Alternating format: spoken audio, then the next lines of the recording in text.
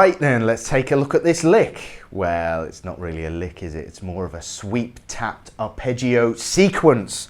But what of it? Let's crack on with it anyway. Pretty standard fare this, apart from the top E string. We've got some stretching going on and some tapping going on, but I'll explain that exactly in a second. So let's start with the first arpeggio shape. In order to get the sound right with this, you've got to be quite accurate and get your sweeps clean. But these kind of arpeggios have a real sound to them that sound good when they're played up to tempo. So once you've nailed it, you want to really be pushing the speed with this to get the full effect of that sort of arpeggio sound. It's kind of like a wow sound. So if I show you the first arpeggio, it will be here on the 12th fret of the bottom E string. So we're going to go E minor. Now on the top E string, what we're going to do is we're going to play the G note with the second finger and the B note with the little finger. So it requires a bit of a stretch, nothing major. And we're going to tap at fret 24.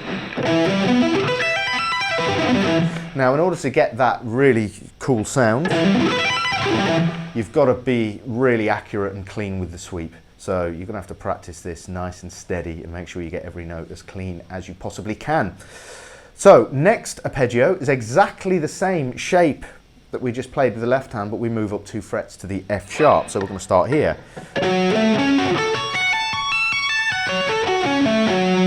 Okay, then we're going to do G sharp here. Same thing.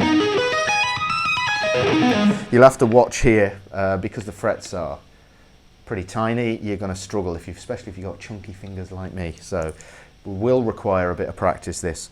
So once you've done the G sharp minor arpeggio, we move down a fret and we're just going to play a G major arpeggio. But we're going to get this at the top. So it's this shape that we're after on the top E string with a tap still at fret 24. Okay, and then we're just going to simply take that shape down and do the same thing.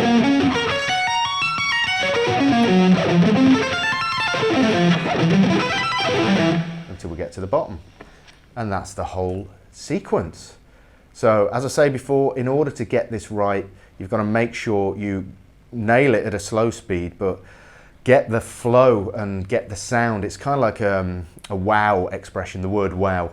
I kind of think of it as that. So that's what you've got to aim for when you do these arpeggios.